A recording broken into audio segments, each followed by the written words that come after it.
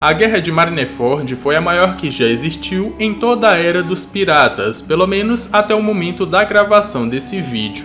E essa guerra só foi tão épica porque existiram personagens que tomaram o protagonismo para si e mudaram a história do mundo à sua maneira.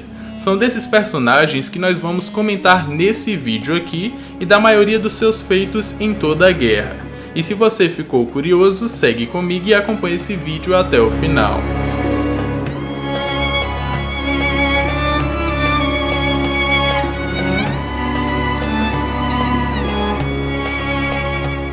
Fala galera, meu nome é Lucas. No vídeo de hoje nós vamos comentar sobre os maiores feitos da galera que tomou protagonismo na Guerra de Marineford. Uns a gente não sabia que eram tão fortes, outros mostraram as suas garras para o governo mundial e tiveram outros que apareceram mostrando o seu poder pela primeira vez. Nós vamos comentar sobre todos eles nesse vídeo aqui. Mas antes já deixa aquele likezão e se inscreve aqui no canal se ainda não for inscrito, porque só quem for inscrito e deixar o like vai fazer parte dos protagonistas. Quem não, eu sinto muito, vai fazer parte dos randoms. Então já deixa o like, se inscreve no canal e agora, sem mais enrolação, bora pro vídeo. Primeiramente eu não vou falar do Jinbão aqui e nem do Luffy. O Jinbão porque eu já fiz a história dele, tá aqui no canal, e eu recomendo que vocês assistam. Lá naquele vídeo tá completinho todos os feitos dele na Guerra de Marineford, inclusive salvando o Luffy diversas vezes. E o Lufão é porque ele é o protagonista do anime e é claro que ele deveria fazer parte dessa lista, mas eu fiz um vídeo separado para ele contando toda a corrida, desde quando ele saiu do lado do Barba Branca até ele salvar o Ace. Não só uma corrida, mas também meio que teorizando ou supondo como o Luffy atual faria essa corrida. Eu vou deixar o link no card aqui em cima dos dois vídeos e eu recomendo que vocês assistam eles. Para começar, nós temos o Akainu, que dos 3 almirantes que estavam na Guerra de Marineford, foi ele que teve o maior destaque, foi ele que foi atrás do seu objetivo quando tinha 5 ou 6 piratas tentando pará-lo, e foi ele também que deu o maior dano naquela guerra. Pode-se dizer que foi mais ou menos isso. O seu primeiro feito aconteceu quando Jozu jogou um bloco de gelo enorme em cima da plataforma de execução. Ele foi lá e derreteu esse gelo facilmente, e de quebra ele ainda derreteu o gelo da baía para os piratas não poderem pisar, destruindo outros navios que estavam próximos ali. Quando Sengoku colocou seu plano em prática para prender os piratas dentro da baía e fazer com que eles perdessem o seu local de sustentação, foi o Akainu que se encarregou de fazer isso utilizando seu poder da Mago Mago no Mi, fazendo os piratas perderem quase todo o gelo para que eles não pudessem mais pisar ou se locomover, e de quebra ele destruiu mais alguns navios, inclusive o Moby Dick, que é o principal navio dos piratas do Barba Branca, e o Barba Branca sentiu muito essa perda. Quando Akainu bateu de frente contra o Barba Branca e viu o Yonkou cair de joelhos na sua frente por sua doença, ele viu aqui uma oportunidade de sair na frente. E foi exatamente isso que ele fez, acertando um soco de lava nos peitos do Yonkou. Em uma guerra é isso, um vacilo pode custar toda uma guerra e pode custar uma derrota também. Então Akainu aproveitou esse momento e atacou o Yonkou. Depois disso ele não ficou lá para lutar contra o Yonkou não, ele saiu e foi atrás do Ace, que tinha sido liberto pelo Luffy. Esse momento pode até ser considerado meio covarde pelo lado do Akainu, porque se ele estava com a vantagem contra o Yonkou, era só continuar batendo que ele conseguiria vencer.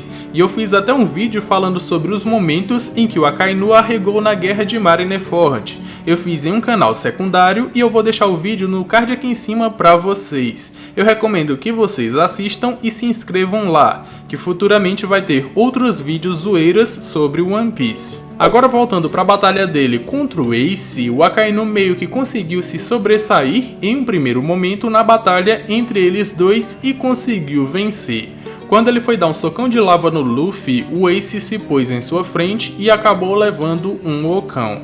Esse aqui foi outro grande momento do Akainu na Guerra de Marineford, porque ele conseguiu alcançar o seu objetivo, que era matar o Ace. Depois disso, o Barba Branca foi com tudo pra cima dele, mas ele conseguiu se defender e arrancou ali parte da cabeça do Yonkou, mas também levou um socão de terremoto e caiu em uma cratera, voltando a aparecer só depois que o Barba Branca foi morto.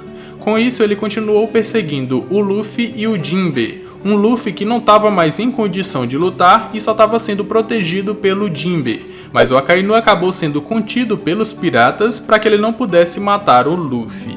Depois disso, o Kobe ainda se pôs em sua frente e ganhou alguns segundos para que o Luffy pudesse fugir e para que o Shanks pudesse chegar naquela guerra. O Shanks foi um dos que parou um golpe do Akainu e deu fim àquela guerra, fazendo o Akainu parar de perseguir o Luffy. Até porque o Luffy já tinha entrado no submarino do Law e já tinha saído da guerra de Marineford. E se nós falamos no Akainu, nós temos que falar no cara que deu uma surra nele, que foi o Barba Branca, que já chegou na guerra de Marineford aterrorizando todo mundo, convocando só 2 tsunamis, um de cada lado de Marineford, que acabaria com aquela guerra antes mesmo dela começar. Isso, claro, se não fosse o Aokiji para congelar toda aquela água. Mas como isso é uma guerra, ele acabou caindo em um dos golpes da marinha, que foi fazer um dos seus filhos se voltar contra ele e atacá-lo, com o pretexto de que o Barba Branca tinha vendido todos os piratas aliados para salvar o seu bando principal e o Ace. Uma coisa que ele nunca faria, ele nunca venderia os seus filhos. Por isso, ele quebrou as ondas que o Aokiji tinha congelado para dar uma rota de fuga para que os piratas pudessem fugir a qualquer momento. E com isso, ele entrou de vez na guerra. Quando o homem foi realmente efetivo, ele acabou balançando todos os mares em volta de Marineford, inclusive a ilha. E de quebra, ele ainda derrotou o John Giant com um só soco. Quando os piratas finalmente chegaram na base da plataforma de execução, o Shinran já chegou arregaçando todo mundo, jogando o terremoto para todo lado. Em um primeiro momento ele foi parado pelo Aokiji, ele acabou sendo congelado, mas isso não foi efetivo.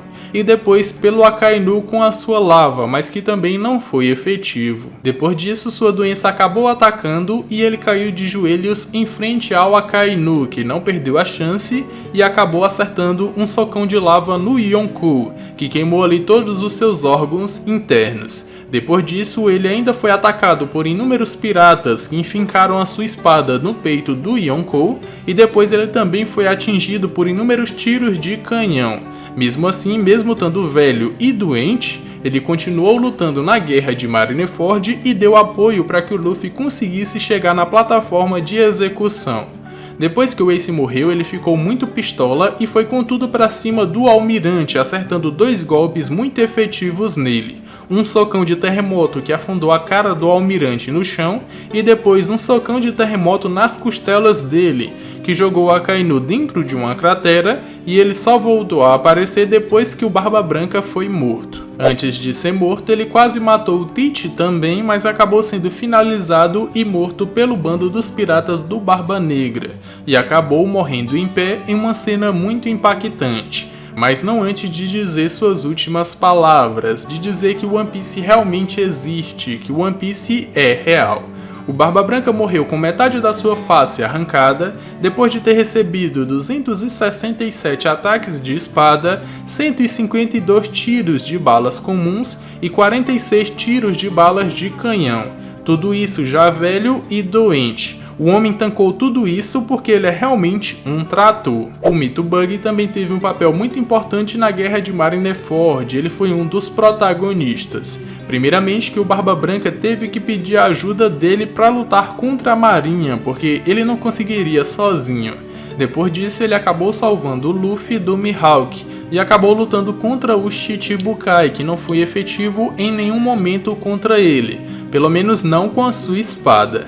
Ele também transmitiu a guerra de Marineford mesmo com a ordem do Sengoku para a transmissão ser cortada. Foi por causa dele que a população conseguiu ver todo o plano da marinha com os pacifistas, viu o Barba Branca sendo atingido pelo esquadro, viu o Ace e o Barba Branca terem sido mortos tanto pelo Akainu quanto pelo Barba Negra, viu o Barba Branca afirmando que o One Piece é real e o Tite tomando os poderes do Barba Branca e declarando que a partir daquele ponto iniciava-se a sua era. Foi ele também que acabou salvando o Luffy e o Jinbe do Akainu para que os dois não fossem mortos, e levou eles para o submarino do Law para que eles pudessem fugir e serem salvos. No final da guerra ele ainda bateu de frente com Shanks por ter sido enganado por ele, mas acabou se acalmando para não terminar de destruir Marineford com o seu poder. O Crocodile é um personagem que todo mundo já sabia que era forte, mas que nunca tinha mostrado o seu real nível de poder. Ele acabou sendo derrotado pelo Luffy lá no começo da Grand Line, e o Luffy só derrotou ele pela sua fraqueza com a água. Foi na Guerra de Marineford que ele finalmente mostrou o quão forte ele é. Primeiramente que depois que ele chegou na guerra, ele já foi diretamente atrás do Barba Branca para matá-lo, mas foi impedido pelo Luffy e não conseguiu. Foi aqui que nós descobrimos que na juventude o Crocodile acabou desafiando o Barba Branca, mas perdeu. Pode até ter sido o Yonkou que arrancou a sua mão. Depois disso ele acabou tomando um chega pra lá do Jozu e conversou com o Doflamingo, que queria fazer dele seu subordinado. Mas essa conversa acabou com o Crocodile lançando ele para longe com um redemoinho de areia. Em um determinado momento da guerra, o Ace iria ser executado pela marinha. Foi aí que o Crocodile interveio e acabou matando os carrascos. Mesmo ele não tendo nenhum motivo para isso, ele continuava sendo um pirata e não queria ver o sorrisinho na cara dos marinheiros após eles fazerem isso. Foi depois dessa ação que o Doflamingo foi com tudo pra cima do Crocodile e os dois começaram a lutar. O Doflamingo, que é um personagem que o Luffy só vai derrotar muitos arcos depois e que o Luffy ainda vai precisar de ajuda para isso. E o Crocodile tá conseguindo bater de frente com ele agora na Guerra de Marineford. Quando o Luffy tava correndo para a plataforma de execução para salvar o Ace, tava todo mundo tentando protegê-lo para que ninguém pudesse impedi-lo. Um desses caras foi o próprio Crocodile, que entrou na frente do Mihawk, o maior espadachim do mundo de One Piece, e enfrentou ele, para que ele não pudesse atacar o Luffy. Então, outro ponto que mostra o quão forte é o Crocodile, que ele realmente não é fraco. E por último, quando o Luffy e o Jinbe iam ser mortos pelo Akainu, foi o Crocodile que salvou os dois e jogou eles pra cima para que eles pudessem ser salvos pelo Bug. E ainda assim, ele se juntou com outros piratas para lutar contra o Almirante, para lutar contra o Akainu.